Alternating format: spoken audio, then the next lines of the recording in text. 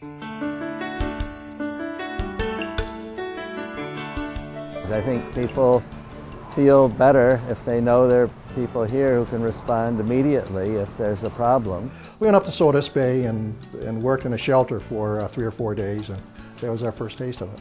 The students come back changed people, appreciate and understand the giving back to the community, but truly understand how to help people in need. They tell you their story, tell you about their family and their kids or people they lost, and I think that's something they really needed too, just someone to listen to them.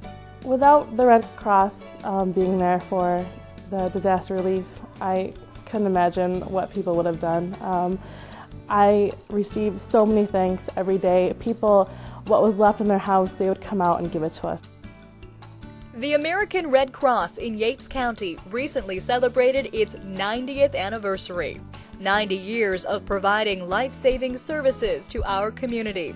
A community that has grown from Yates County across the globe as we respond to disasters from New Orleans to Indonesia.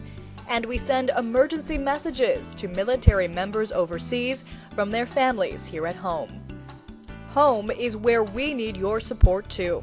In the next few minutes, we want you to see the faces of the local volunteers and supporters of your Red Cross. Look carefully. You may recognize a neighbor, co-worker, or even a friend. At Coach and Equipment, safety training has become a priority.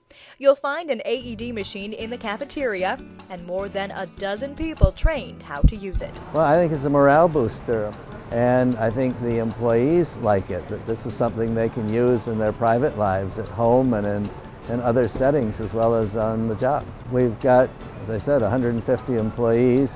Quite a few of them are seasoned employees, which is great, but it means that they're in an age where they may need a defibrillator, and it's just nice knowing it's right here so we can respond immediately.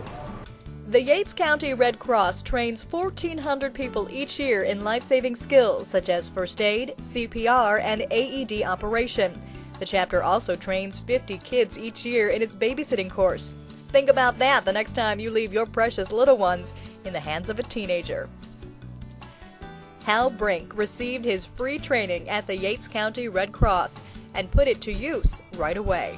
We had our training in the spring of 2003, and the day after we completed our core courses, 4 or 5 courses, Sandy called and asked if we were interested in going out on a disaster.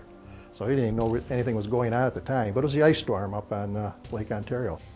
Little did Hal know, 2 years later, he would be in the middle of one of the worst disasters our country has ever seen. The weather down there at the time was close to 100 degrees every day. And all the Red Cross volunteers were staying in staff shelters, which were not air conditioned, and so sleep was a rarity. It's the emotional toll that it took on most of us.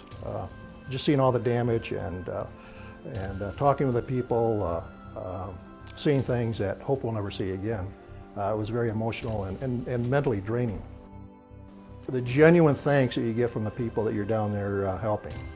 I was on an IRV part of the time, delivering hot meals to the folks that were affected by the disaster. And when we first started going out to the neighborhoods for many of the people, and it had been a few days since the hurricane had hit, it was the first hot meal they've had. More recently, Hal was in San Diego for the devastating fires. Disaster relief operations is a very expensive endeavor. It's not just the training, but the Red Cross pays for transporting the volunteers out to where they're needed. It pays for sheltering us. At times we're put up in staff shelters, at other times we may be staying in a hotel. The Red Cross will also provide us with meals and other minor expenses. So if you're talking about thousands of volunteers that are involved with a specific disaster operation, the amount of money needed to support that is considerable. It's a life-changing experience for the volunteer and those who are helped. After Hurricane Katrina, dozens of students from Keuka College spent weeks in Mississippi and New Orleans. They'll never forget what they experienced. On the one side, it's all like the Gulf of Mexico, and on the other side, you could tell it used to be like gorgeous homes, hotels, shops, and it was just completely destroyed, just rubble. And like driving by it every day, you know, you tried to block it out and not think like that those are people's homes. But the one day on my day off, we went and explored and just walked around, and we were walking through the rubble, and I found like just random things like a spatula, a picture with a picture frame, and a SpongeBob blanket. And that's like when it really hit me, like these are people's things, like it's their home, like just little items that you take for granted. The students have now come back and are ready to use the skills they've learned if there should ever be a major disaster in our area. And when there is a need, we know we contact our Yates County American Red Cross, and they will help us out. And we really try to work in a team effort to see how we can better build this community and help them. Anytime there is a fire or other disaster in Yates County, Red Cross volunteers are called to provide emergency food, clothing, shelter, and comfort. The Red Cross will be there 24/7 to make sure the client's needs are met. From the Needs and Things Pantry, heating assistance in the winter, to safety training for lifeguards and babysitters, the American Red Cross is for all people. Of course, a major role of the Red Cross in Yates County is blood collection. It's a vital service that saves lives every day.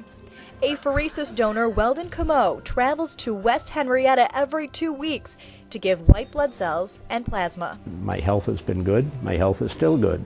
Going on 77, but not too bad.